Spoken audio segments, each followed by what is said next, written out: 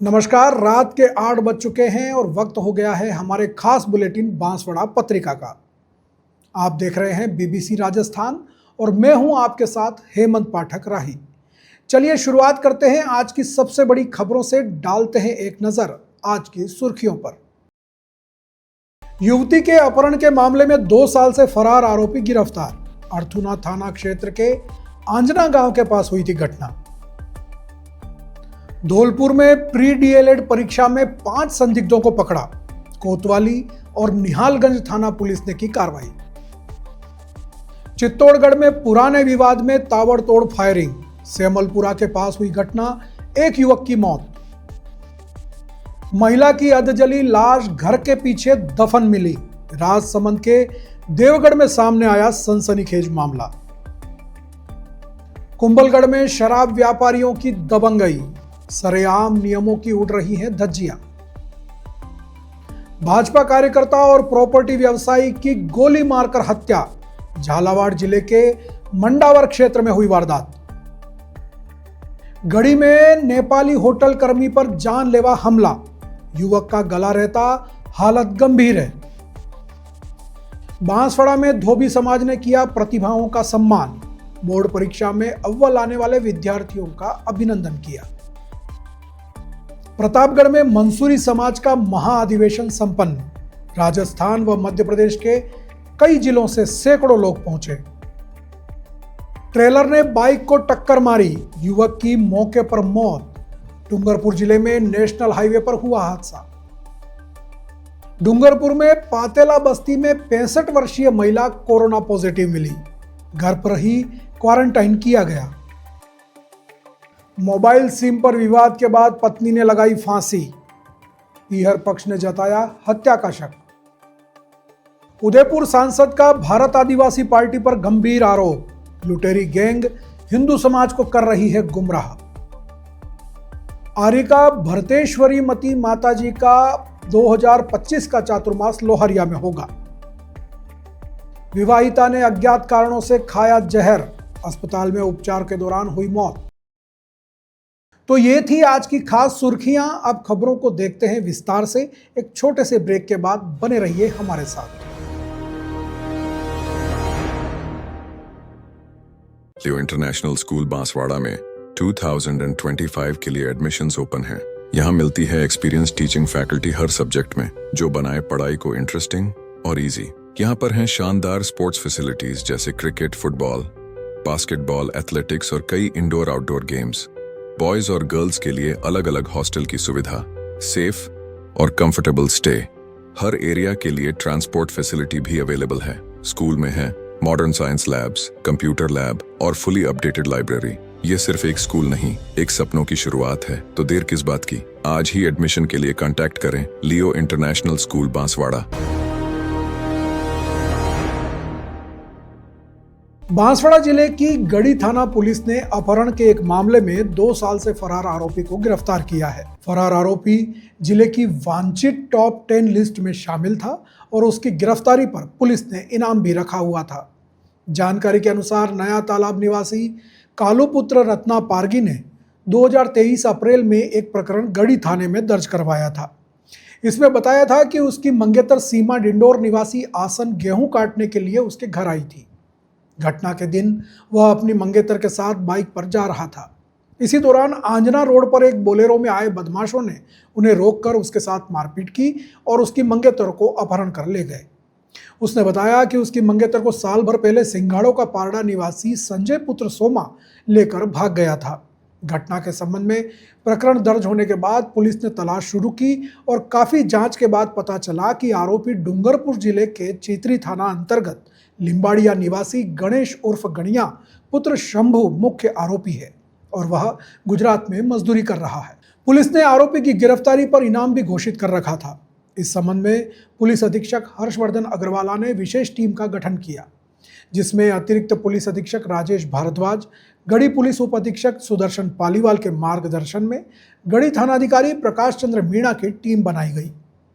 आरोपी के संबंध में पुख्ता जानकारी मिलने के बाद करीब 2 दिन तक उसका पीछा किया गया और आरोपी गणेश उर्फ गणिया को गिरफ्तार कर लिया गया। पुलिस आरोपी से पूछताछ कर रही है। धौलपुर में प्री डीएलएड परीक्षा 2025 के दौरान कोतवाली और निहालगंज थाना क्षेत्र के विभिन्न कॉलेजों से 5 संदिग्ध व्यक्तियों को हिरासत में लिया गया है, जिनसे पूछताछ की जा रही है। वर्धमान महावीर खुला विश्वविद्यालय की प्री डीएलएड परीक्षा 2025 रविवार को 2 पारियों में आयोजित की गई।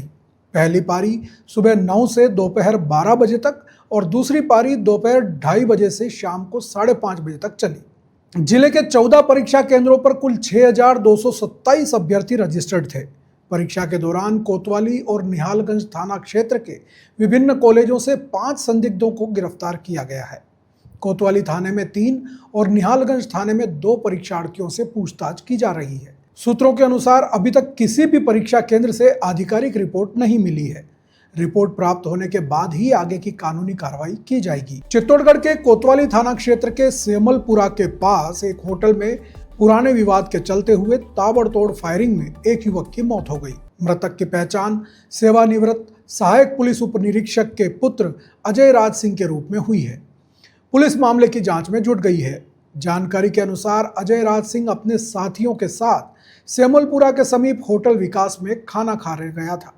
तभी गाड़ियों में सवार होकर आए 15-20 लोगों ने होटल में घुसकर अंधाधुंध फायरिंग शुरू कर दी और मौके से भाग गए। अजय राज सिंह को गंभीर हालत में निजी अस्पताल ले जाया गया, जहां डॉक्टरों ने उन्हें मृत घोषित कर दिया। मृतक के साथी ओंकार सिंह ने बताया कि हमलावरों ने 4 पिस्तौलों से करीब 60 राउंड फायर किए। उन्होंने भागने की कोशिश की, लेकिन हमलावरों ने उन्हें घेर लिया। मृतक के पिता शिव सिंह ने ईश्वर सिंह नामक व्यक्ति पर अपने बेटे के साथ विवाद होने का आरोप लगाया है।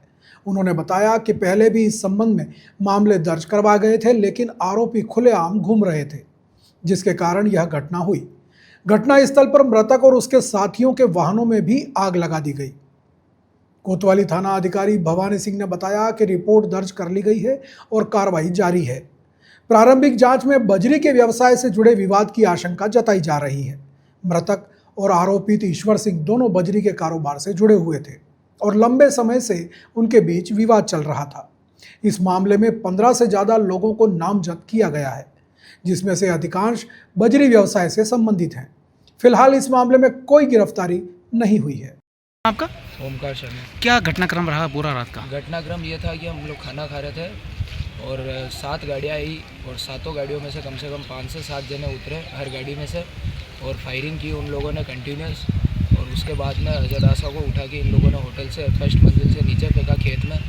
फिर उसके बाद में और फायरिंग की और उनके नाक पे तलवार की मारी और ये तक कहा गया कि जब तक ये मरेगा नहीं तब तक छोड़ेंगे नहीं। और फिर दोनों गाड़ियों में आग लगा के ये लोग हम लोग 4 जने थे। कितने बजे की घटना है लगभग ये 10:30 से 11 के बीच। आपने पुलिस को फ़ोन किया? पुलिस को किया, 112 पे किया, एम्बुलेंस को किया, तीनों में से किसी का रिस्पांस नहीं मिला। कितनी देर तक रिस्पांस नहीं मिला? एक रिंग करने का ही टाइम मिला। टाइम तो उतना मिला ही नहीं। वो आदमी पीछे गिरा हुआ था, फिर उसको मोटरसाइकिल पे लेके आया यहाँ पे बिल्डा हॉस्पिटल। शिव सिंह जी, ये किस प्रकार का मामला है देखने को मिल रहा है? ये पुरानी रंजिश को लेकर ये घटना हुई है। क्या हुआ था वैसे, आप बताइए कौन कौन थे वैसे, थोड़ा बहुत नाम दो। नाम तो अभी आपको हाँ, बताया नहीं वो ठीक है, किस इसको प्रकार की बताइए। रंजिश थी? पुराना मुकदमा हुआ था कपासन, उस बात को लेकर वो गिरफ्तार नहीं हुए थे तो खुले घूम रहे थे। उसके बाद में ये वापस रंजिश लेके उसने गोली मार दी इसकी। क्या कहाँ घटना हुई? कितने बजे की घटना 10:30-11 बजे की बात है लमसम। ये अपने सेमलपुरा मोड़ पे। कितने दिन आए थे? 15-20 आदमी थे, 3 गाड़ियाँ थी। और मृतक कौन है? मृतक मेरा बच्चा है। और किस प्रकार से हमला किया गया? गोली चलाई, पिस्तौल थी, तलवारें थी, सरिये थे उनके पास। होटल को घेर लिया गया?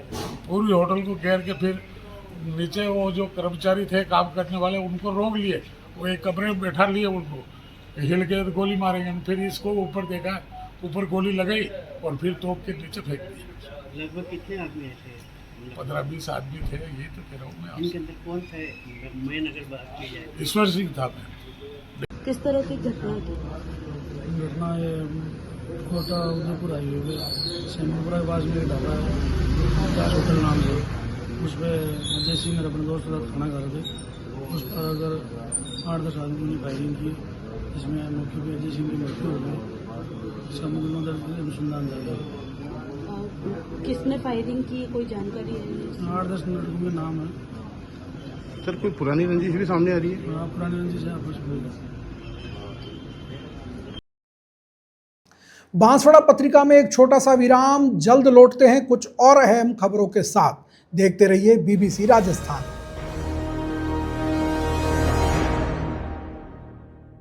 लियो इंटरनेशनल स्कूल बांसवाड़ा में 2025 के लिए एडमिशन्स ओपन हैं।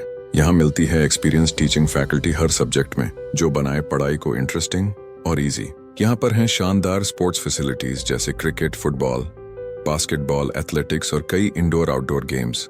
बॉयज और गर्ल्स के लिए अलग अलग हॉस्टल की सुविधा, सेफ और कंफर्टेबल स्टे। हर एरिया के लिए ट्रांसपोर्ट फैसिलिटी भी अवेलेबल है। स्कूल में है modern science labs, computer lab और फुली अपडेटेड लाइब्रेरी। ये सिर्फ एक स्कूल नहीं, एक सपनों की शुरुआत है। तो देर किस बात की, आज ही एडमिशन के लिए कांटेक्ट करें लियो इंटरनेशनल स्कूल बांसवाड़ा।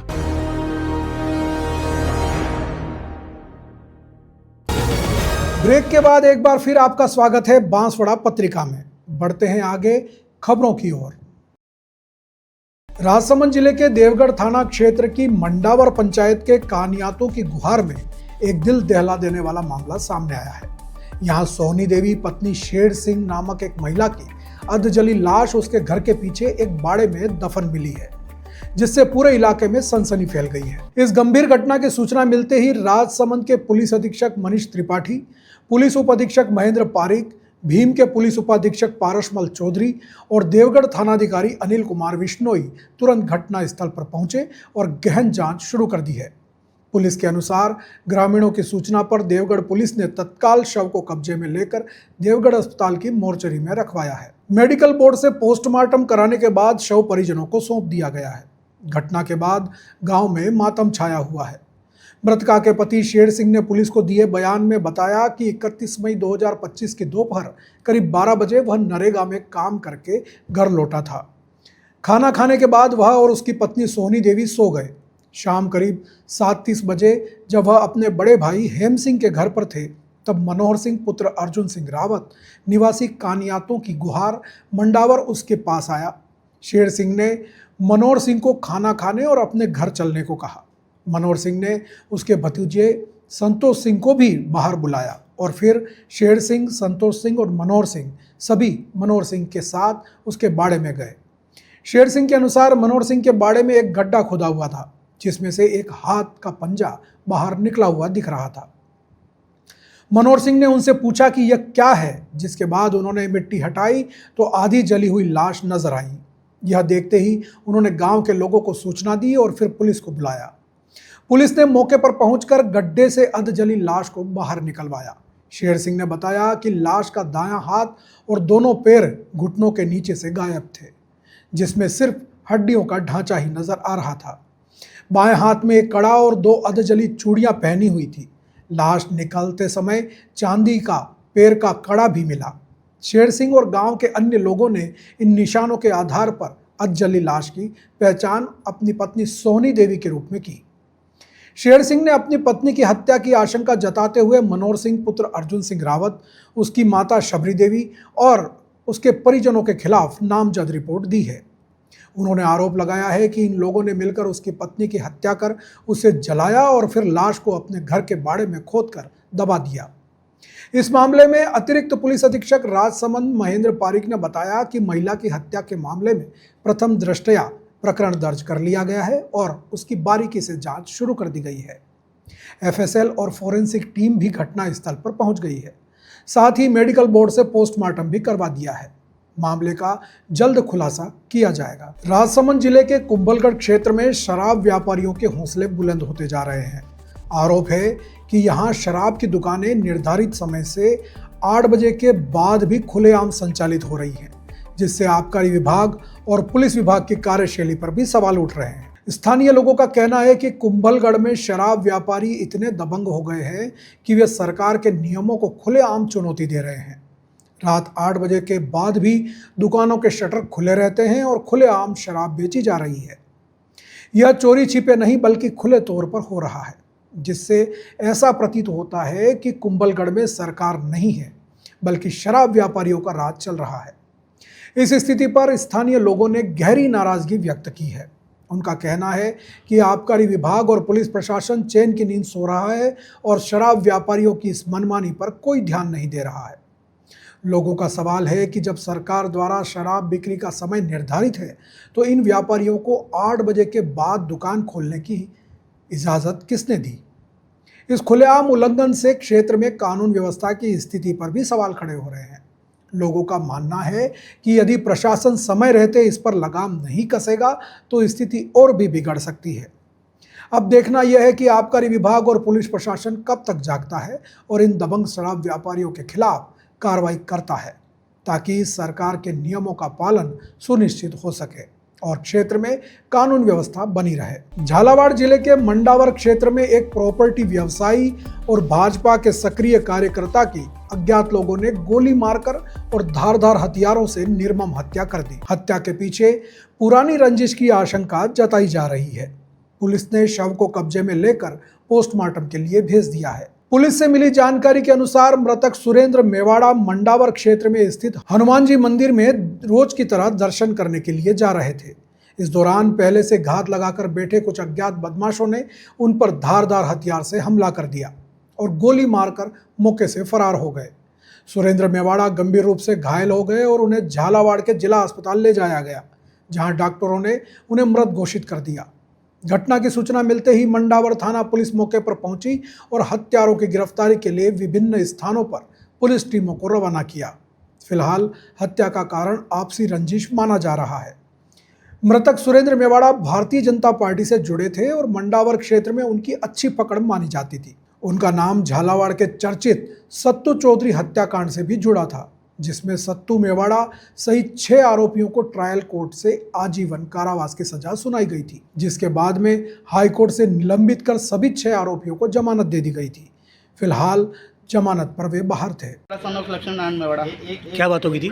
क्या बात होगी थी? सर मंदिर पे गए थे दर्शन करने, हनुमान जी का मंदिर है बागे घाटे पे, वहाँ पर दर्शन करने गए थे, डेली जाते हैं और उनके पीछे से हमला किया गया है और उनको सब पता है और हमको भी पता है कौन है। ठीक है सर। बांसवाड़ा जिले के गढ़ी थाना क्षेत्र में अज्ञात हमलावर ने गुरु कृपा डाइनिंग हॉल नामक होटल में काम करने वाले नेपाली युवक प्रेम पर धारदार हथियार से जानलेवा हमला कर दिया। घटना में प्रेम गंभीर रूप से घायल हो गया है और उसका गला रेता गया है। जानकारी के अनुसार प्रेम होटल में ही घायल अवस्था में पड़ा था। होटल संचालक ने तुरंत गढ़ी पुलिस को घटना की सूचना दी। मौके पर पहुंची पुलिस ने युवक को गंभीर हालत में महात्मा गांधी चिकित्सालय में रेफर कर दिया। यहां उसका ऑपरेशन चला। युवक की हालत नाजुक बताई जा रही है। घटना की गंभीरता को देखते हुए पुलिस अधीक्षक हर्षवर्धन अग्रवाला भी तुरंत मौके पर पहुंचे और स्थिति का जायजा लिया। इसके साथ ही एफएसएल की टीम भी घटनास्थल पर पहुंची और मामले के सबूत जुटाए गए। घटनास्थल पर भारी पुलिस बल तैनात कर दिया गया है। यह घटना गढ़ी थाने से महज 1 किलोमीटर की दूरी पर हुई है, जिससे इलाके में सनसनी फैल गई है। पुलिस इस बात की गहनता से जांच कर रही है कि नेपाली युवक पर यह हमला क्यों किया गया और उसके पीछे क्या कारण थे। फिलहाल पुलिस हमलावर की तलाश में जुटी हुई है। आपको बता दें कि पिछले दिनों एक नेपाली युवक की लाश बांसवाड़ा शहर के श्यामपुरा जंगल में भी मिली थी। वह युवक भी बांसवाड़ा के एक होटल में काम करता था और उसकी लाश श्यामपुरा के जंगल में पेड़ पर लटकी हुई मिली थी। संदिग्ध परिस्थितियों में हुई उसकी मौत के बाद भी जांच में अब तक कुछ भी सामने नहीं आया है। बांसवाड़ा पत्रिका में एक छोटा सा विराम, जल्द लौटते हैं कुछ और अहम खबरों के साथ। देखते रहिए बीबीसी राजस्थान।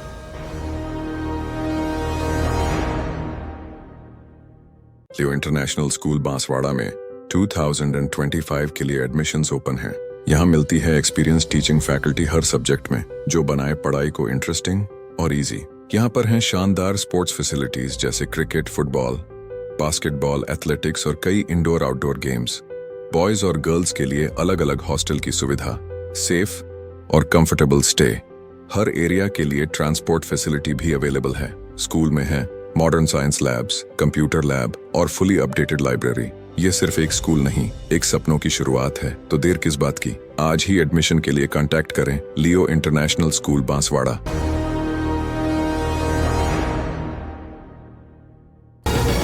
ब्रेक के बाद एक बार फिर आपका स्वागत है बांसवाड़ा पत्रिका में। बढ़ते हैं आगे खबरों की ओर। वसीटा धोबी समाज बांसवाड़ा के तत्वावधान में शहर के आशापुरा मंदिर पैलेस रोड पर सम्मान समारोह का आयोजन किया गया। इस अवसर पर बोर्ड परीक्षा में बेहतरीन प्रदर्शन करने वाले समाज के बच्चों का अभिनंदन किया गया। कार्यक्रम में समाज के अध्यक्ष व प्रिंसिपल सूरज राजोरा ने सभी बच्चों और उनके अभिभावकों को मिठाई खिलाई और शुभकामनाएं दी। कार्यक्रम के दौरान बच्चों को साफा बांधकर और फूल माला पहनाकर सम्मानित किया गया। समाज के अध्यक्ष ने कहा कि बच्चों की प्रतिभा से आज परिवार के साथ ही समाज का नाम भी गौरवान्वित हुआ है। उन्होंने समाज में शिक्षा के क्षेत्र में बच्चों को आगे बढ़ाने, खासकर बालिकाओं को शिक्षा के क्षेत्र में आगे बढ़ाने का आह्वान किया। कार्यक्रम में अतिथियों ने सभी को शुभकामनाएं देते हुए उनके उज्जवल भविष्य की कामना की। समाज के अध्यक्ष ने बताया कि मिलन नागरू ने 10वीं कक्षा में 96% अंक प्राप्त किए। इसी प्रकार भूमिका खालोटिया ने 12वीं कक्षा में 90% अंक प्राप्त कर कक्षा व स्कूल में टॉप रैंक प्राप्त की। कार्यक्रम के दौरान रवि खानीवार, नवीन बायोला, सतीश नागरू, भेरूलाल खालोटिया, दिनेश नागरू, आशीष देवारा, शिवम सहित महिला मंडल व समाज के लोग मौजूद रहे।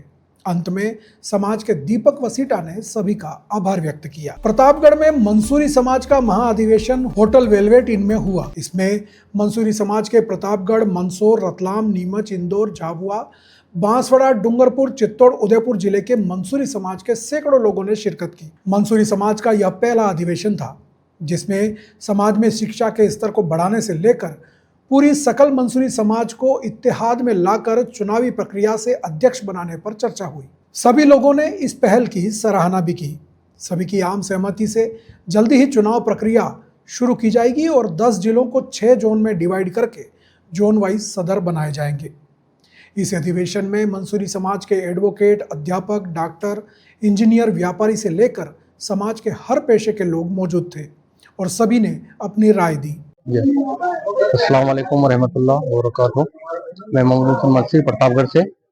आज एक अहम मीटिंग रखी मंसूरी सकल मेवाड़ा समाज की, जिसके अंदर 10 जिलों से लोगों ने शिरकत किया है, जिसमें झाबुआ, रतलाम, मंदसौर, प्रतापगढ़, बांसवाड़ा, डूंगरपुर, चित्तौड़गढ़, उदयपुर, वहाँ जिलों से सारे मौजूद लोगों को हमने बुलाया है और एक समाज को एक नई दिशा देने के लिए एक इतिहाद और जो तालीमी मैदान है, शिक्षा के क्षेत्र में हम किस प्रकार से काम कर सकते हैं और एक समाज को कैसे यूनिटी कर सकते हैं और समाज में कुछ जो बुराइयां उसको कैसे खत्म कर सकते हैं, इसके सिलसिले में यहाँ पर मीटिंग रखी गई है और सभी ने आम राय से इस अच्छे मुकाम पे पहुंचे। आने वाले वक्त में एक हमारा सभी जिलों का एक सदर होगा, 84 गाँव से लेकर मिलाकर हम एक सदर को बनाएंगे और एक इंतखाब करने के बाद फिर किसी एक मौजू पर हम पहुंचेंगे। एक समाज को एकजुट करने का हम काम किया है, उसमें अल्हम्दुलिल्लाह हमें अच्छी कामयाबी मिली है और सभी लोगों का सहयोग रहा है।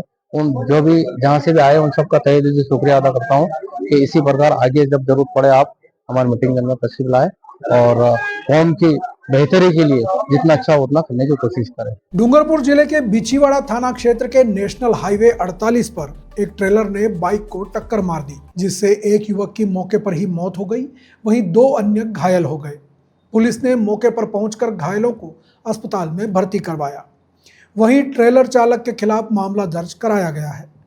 बिछीवाड़ा पुलिस के थानाधिकारी कैलाश सोनी ने बताया, बाइक सवार मालमात निवासी प्रकाश पुत्र रामा ननोमा अपनी पत्नी जमुना ननोमा के साथ बिछीवाड़ा कस्बे की तरफ जा रहा था। बिछीवाड़ा बस स्टैंड के पास एक तेज गति से आ रहे ट्रेलर ने उनकी बाइक को टक्कर मारकर कुचल दिया, जिससे बाइक सवार की मौके पर ही मौत हो गई। वहीं उसकी पत्नी जमुना घायल हो गई। वहीं ट्रेलर ने अन्य वाहनों को भी चपेट में ले लिया, जिससे जीवा पुत्र दीता ननोमा भी घायल हो गया। पुलिस ने मौके पर पहुंचकर मृतक को मोर्चरी में शिफ्ट किया। वहीं घायलों को बिछीवाड़ा CHC में भर्ती कराया गया। इसके अलावा ट्रेलर को जब्त कर थाने में खड़ा कराया गया है। कोविड-19 के बाद अब एक बार फिर कोविड की दस्तक पागड़ में होने लगी है। पहला मामला डूंगरपुर शहर के पातेला बस्ती में सामने आया है, जहां एक वृद्ध महिला की रिपोर्ट कोविड पॉजिटिव आई है। इसके बाद चिकित्सा विभाग की टीमें सक्रिय हो गई हैं, जहां महिला की स्क्रीनिंग करते हुए उसे घर में ही आइसोलेट कर दिया गया है, तो वहीं विभाग की ओर से घर के सदस्यों को आइसोलेशन की प्रक्रिया समझाते हुए सर्वे किया गया है। महिला पिछले कई दिनों से अपने रिश्तेदार के वहां गुजरात गई हुई थी, जहां से लौटने के बाद बीमार चल रही थी। देश भर में कोरोना के बढ़ते मामलों में अब डूंगरपुर जिले का नाम भी शामिल हो गया है। शहर के पातेला गरीब नवाज कॉलोनी में एक 65 वर्षीय महिला कोविड पॉजिटिव पाई गई है। मेडिकल कॉलेज अस्पताल अधीक्षक डॉक्टर महेंद्र डामोर ने बताया कि महिला पिछले कुछ दिनों से सर्दी जुकाम से पीड़ित थी। इसके बाद डॉक्टरों ने उसके कोविड-19 का टेस्ट करवाया। इसकी रिपोर्ट रविवार देर शाम जारी हुई, जिसमें उसके पॉजिटिव होने की जानकारी मिली। कोविड पॉजिटिव आने के बाद चिकित्सा एवं स्वास्थ्य विभाग की टीम ने गरीब नवाज कॉलोनी में जाकर महिला को अपने घर में ही क्वारंटाइन कर दिया।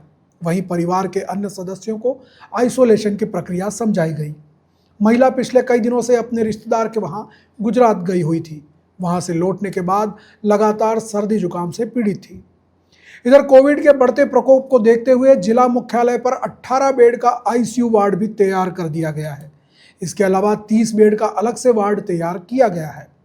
साथ ही ऑक्सीजन प्लांट, दवाइयां और स्टाफ का ड्यूटी चार्ट भी तैयार कर दिया गया है।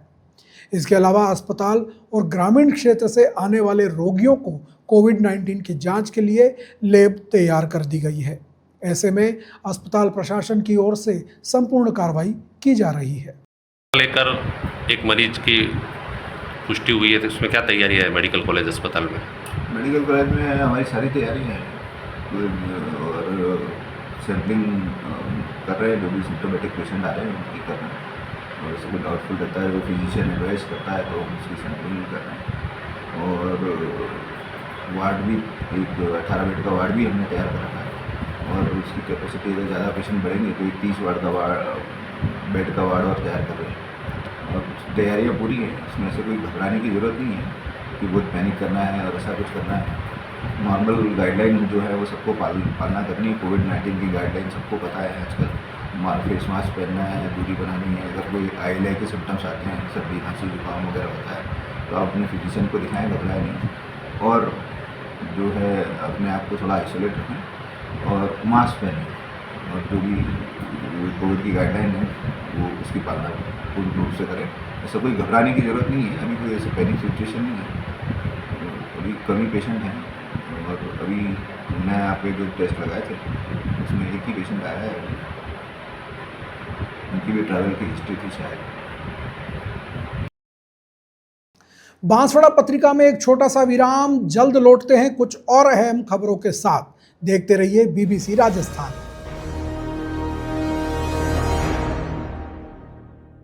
लियो इंटरनेशनल स्कूल बांसवाड़ा में 2025 के लिए एडमिशन्स ओपन हैं। यहाँ मिलती है एक्सपीरियंस टीचिंग फैकल्टी हर सब्जेक्ट में, जो बनाए पढ़ाई को इंटरेस्टिंग और इजी। यहाँ पर हैं शानदार स्पोर्ट्स फैसिलिटीज जैसे क्रिकेट, फुटबॉल, बास्केटबॉल, एथलेटिक्स और कई इंडोर आउटडोर गेम्स। बॉयज और गर्ल्स के लिए अलग अलग हॉस्टल की सुविधा, सेफ और कंफर्टेबल स्टे। हर एरिया के लिए ट्रांसपोर्ट फैसिलिटी भी अवेलेबल है। स्कूल में है modern science labs, computer lab और फुली अपडेटेड लाइब्रेरी। ये सिर्फ एक स्कूल नहीं, एक सपनों की शुरुआत है। तो देर किस बात की, आज ही एडमिशन के लिए कांटेक्ट करें लियो इंटरनेशनल स्कूल बांसवाड़ा।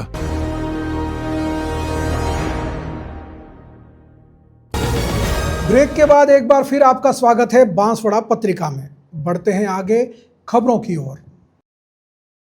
डूंगरपुर जिले के सदर थाना क्षेत्र के भाटपुर गांव में एक दंपति के बीच मोबाइल सिम को लेकर हुए विवाद के बाद पत्नी ने फांसी लगाकर आत्महत्या कर ली। मृतका की पहचान तुलसी के रूप में हुई है, जिसकी उम्र 40 वर्ष थी। वहीं पियर पक्ष ने कपड़ों पर खून के धब्बे मिलने पर हत्या का शक जताया है, जिसके बाद पुलिस ने पोस्टमार्टम की प्रक्रिया शुरू कर दी है। पुलिस के अनुसार भाटपुर निवासी रमेश पुत्र लालजी कटारा ने रिपोर्ट दर्ज कराई है। रमेश ने बताया कि 20 साल पहले उसकी शादी तुलसी पुत्री सुखलाल खराड़ी निवासी डेटको का वेला गांव में हुई थी। उनके 3 बेटियां और 4 बेटे हैं।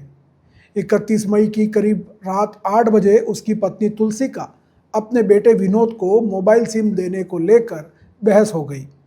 नाराज होकर तुलसी नए मकान में सोने चली गई, जबकि रमेश अपने बेटों के साथ पुराने घर पर सो गया। रविवार सुबह जब रमेश पानी पीने के लिए उठा तो उसने नए मकान में जाकर देखा तुलसी फांसी के फंदे पर लटकी हुई थी और कमरा अंदर से बंद था। रमेश के चिल्लाने पर परिवार के अन्य सदस्य भी आ गए। उन्होंने सीमेंट की चादर तोड़कर अंदर प्रवेश किया और तुलसी को नीचे उतारा। उसे तुरंत जिला अस्पताल ले जाया गया, जहां डॉक्टरों ने उसे मृत घोषित कर दिया। मृतका के पीहर पक्ष ने तुलसी के कपड़ों पर खून के धब्बे देखकर उसकी मौत पर संदेह जताया है। उन्होंने हत्या की आशंका व्यक्त की है। पुलिस ने रमेश की रिपोर्ट के आधार पर मामला दर्ज कर लिया है और मृतका के शव का पोस्टमार्टम कराकर परिजनों को सौंप दिया है। पुलिस मामले की गहनता से जांच कर रही है। इसके पति रमेश चंद्र कटारा निवासी भटपुर ने रिपोर्ट दी है कि इसकी पत्नी 31 तारीख को शाम को करीब 8 बजे खाना खा के अपने नए मकान पर सोई थी। सुबह 4 बजे वो उठा पानी पीने के लिए, तो वो उसके मकान के अंदर बली से साड़ी के फंदा लटकी हुई थी, जिसने आज उसने पति द्वारा रिपोर्ट दी गई। उसका पीएम कराकर अग्रिम कार्रवाई की जा रही है। नहीं, ऐसा कोई नहीं है। करीब 20 साल हो गए शादी कराए हुए और उसके 7 बच्चे हैं। उदयपुर सांसद डॉक्टर मन्नालाल रावत ने अपने 1 साल के कार्यकाल पर आयोजित प्रेस कॉन्फ्रेंस में भारत आदिवासी पार्टी पर तीखे हमले किए। उन्होंने बाप पार्टी को लुटेरी गैंग बताते हुए कहा कि यह पार्टी लोगों में भ्रम फैला रही है और क्षेत्र के विकास को बाधित कर रही है। उन्होंने बागीदोरा विधायक के रिश्वतखोरी मामले का जिक्र करते हुए कहा कि इन्होंने बेईमानी का इतिहास रच दिया है। सांसद ने भारत आदिवासी पार्टी पर हिंदू समाज, जनजाति समाज, क्षेत्र के विकास, शिक्षा और महिलाओं की गरिमा को नुकसान पहुंचाने का आरोप लगाया है। रावत ने बीएपी द्वारा फैलाए जा रहे आदिवासी हिंदू नहीं है के नैरेटिव को भी गलत बताया। उन्होंने कहा, यहां अंग्रेजों और पादरी वेरियन एल्विन की विचारधारा का विस्तार है। ये लोग समाज को बांटने का काम कर रहे हैं। सांसद ने बीएपी पर क्षेत्र में भ्रम और अशांति फैलाने का आरोप लगाते हुए कहा कि उनकी पार्टी लोगों को गुमराह कर रही है और विकास कार्यों में बाधा डाल रही है। उन्होंने बीएपी के कार्यों की कड़ी निंदा करते हुए जनता से सतर्क रहने की अपील भी की है। बांसवाड़ा जिले के नवाखेड़ा गांव में एक नवविवाहिता ने शादी के 3 माह बाद ही अज्ञात कारणों के चलते जहरीली दवा का सेवन कर लिया। जानकारी के अनुसार नवाखेड़ा निवासी सुनीता पत्नी श्यामलाल ने जहरीला पदार्थ खा लिया। घटना की सूचना मिलते ही परिजनों ने एम्बुलेंस को बुलाया। एम्बुलेंस मौके पर पहुंची और युवती को तत्काल उपचार के लिए छोटी सरवन के स्थानीय अस्पताल ले जाया गया। वहां प्राथमिक उपचार के बाद युवती की गंभीर हालत को देखते हुए उसे एमजी अस्पताल रेफर कर दिया।